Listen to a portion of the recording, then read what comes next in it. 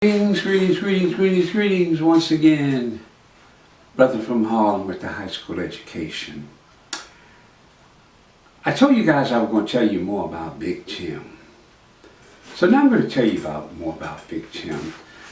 And even though my relationship went on for, my duration of working for Ori and Big Tim, I'm going to sum it up in this segment. Tell you why I call Tim a professional thief.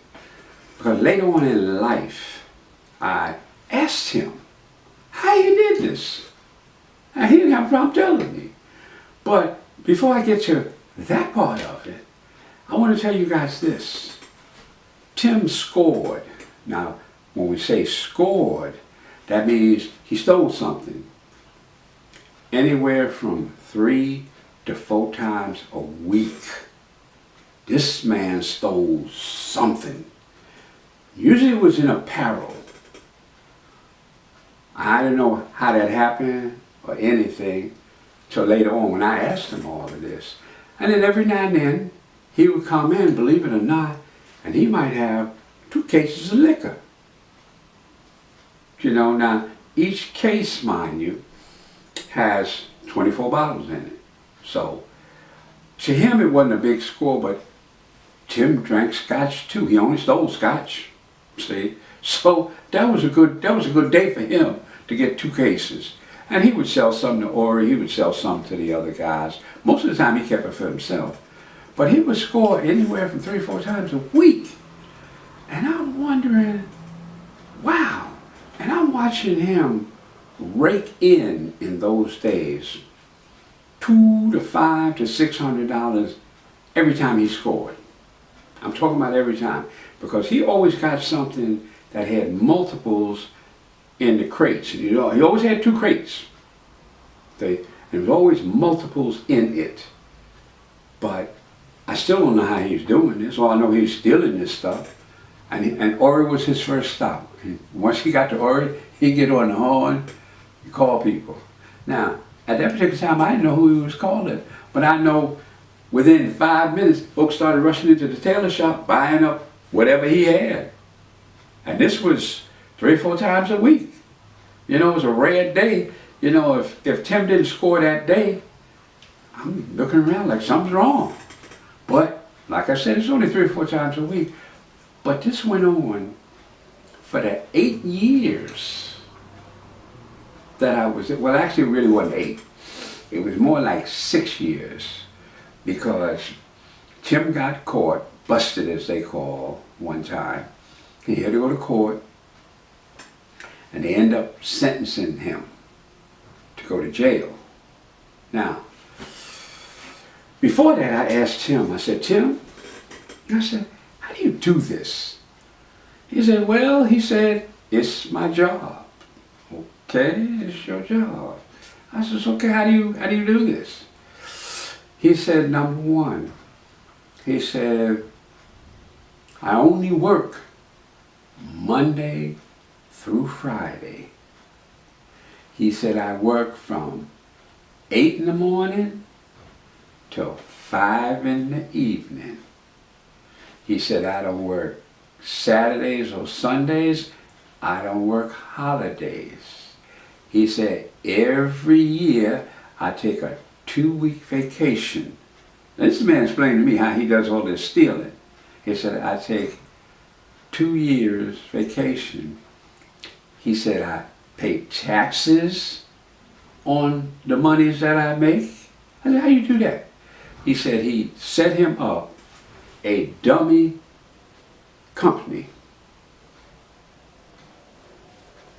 But he said, I send the IRS money monthly from this dummy company to keep them off my back. I said, wow, that's kind of strategizing when it comes to how you stealing this stuff there. I said, okay, so how do you do it? He said he mainly works the garment district, which, you know, the garment district was big in New York back then. He said he has rented out a couple of lockers downtown Manhattan, where the garment district was. He said he has hand trucks in them. He said he goes up to, now back then, if you've not seen the way the garment industry worked back then, it's like this. All of these big factory buildings where they make all these clothes and they store all this stuff, they all have a loading dock. Man stands up on the loading dock. He said there's brothers in line with their hand trucks, you understand, or their push racks. You know, you always see, back then you would see guys going through the garment industry with either a hand truck or a rolling rack where there were clothes on it all the time, or he's pushing cartons through there. Well, Tim had him hand truck. He would stand in line like all the rest of the brothers. He said there'd be 30, 40 guys standing in this one.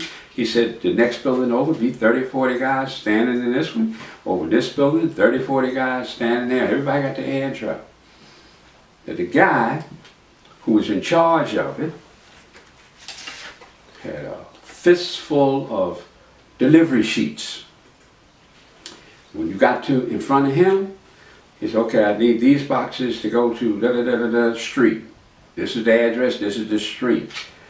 They would load them onto the guy's hand truck, or if it was dresses or coats or something, they'd load them onto the guy's rolling rack. Guy gave him the address, and he had a paper. Get him one, and he kept one. When you made your delivery, you come back to him, and you hand them in, because they would have signed that they received the goods, and that's how you got paid. They paid you daily. So that's how you got paid. Well, Tim would line up with the rest of them, get his stuff, but he wasn't going to the address that was on the paper. He'd go to his locker, put the hand truck in it, take whatever he stole, hail him a cab, and come on uptown. Now, I said, well, how come they never checked up? He said, oh, they checked up. I said, they checked up.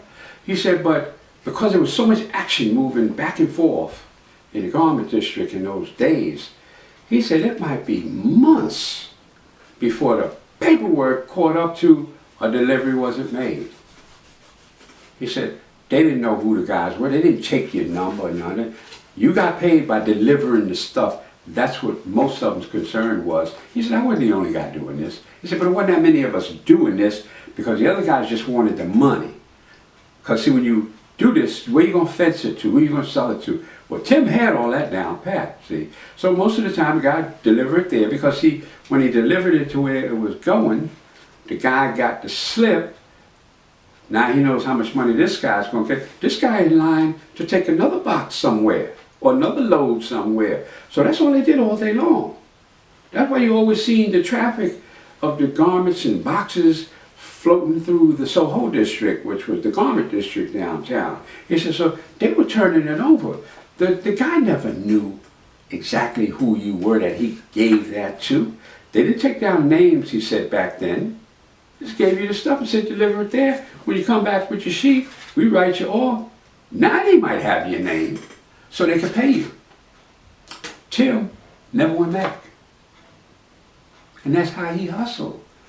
I said, wow, that's kind of deep.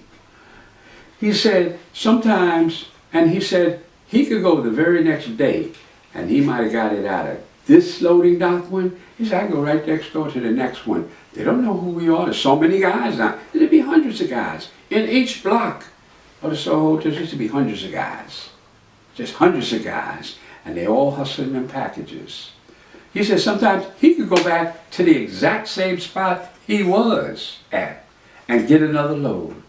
Especially if it was something that he knew this company made, and he could turn it over. But he mainly shopped around so that his clientele who he was selling, he don't want to steal the same thing over and over again, because once they done bought this from you, they don't want to buy no more. So he jumped around.